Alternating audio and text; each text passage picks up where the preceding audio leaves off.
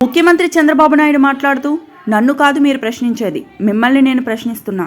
ఇక్కడున్న వైసీపీ నేతలు నన్ను అడ్డుకుంటామని వస్తున్నారు. అడ్డుకోవాల్సింది నన్ను కాదు, ప్రశ్నించాల్సింది నన్ను కాదు, మీ నాయకుడు వైఎస్ జగన్మోహన్ రెడ్డిని. నేను గిరిజన ప్రాంతాల్లో గిరిజనులు మాత్రమే టీచర్లుగా ఉండాలని జీవో 3 ఇస్తే 2020లో సుప్రీంకోర్టులో సరైన వాదనలు వినిపించకుండా జీవో కొట్టేసేలా చేసింది మీ నాయకుడు కాదా? 4 ఏళ్లు కనీసం ఆ సమస్యపై పట్టించుకున్నాడా అని ప్రశ్నిస్తున్నాను. ఈ గిరిజనులు మా వాళ్ళు, వాళ్ళ కోసం నేను పోరాడతా, మళ్ళీ వాళ్ళ హక్కులు వాళ్లకు వచ్చేలా నేను చేస్తా అని అన్నారు. వాళ్ళు అంటున్నారు ఇప్పుడు వచ్చి నన్నేదో ప్రశ్నిస్తారంట. నన్ను కాదు మీరు ప్రశ్నించేది, మిమ్మల్ని నేను ప్రశ్నిస్తున్నా.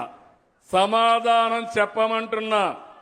గిరిజన ప్రాంతంలో ఉద్యోగాలు ఇచ్చిన వ్యక్తి 1/5/11/86లో నందమూరి తారక రామారావు గారు. అవునా కాదా తమ్ముళ్ళు అని మిమ్మల్ని అడుగుతున్నా.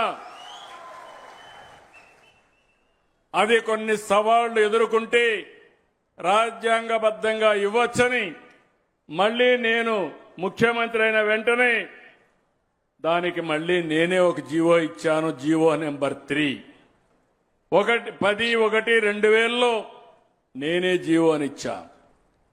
ఆ జీవోని పోగొట్టింది వీళ్లు 22 ఏప్రిల్ 2020. ఇప్పుడు మళ్లీ 5 ఏళ్లు పట్టించుకోవాలా.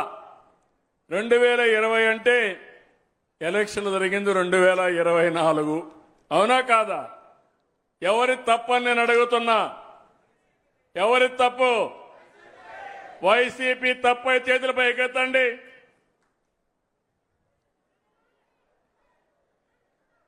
ఏమమ్మా? కాబట్టి వైసీపీ నాయకులు ఈ పాడేరుకొచ్చి నేల మీద మీ ముక్కును గీసుకుంటే అప్పుడు బుద్ధి వస్తుంది మీకు.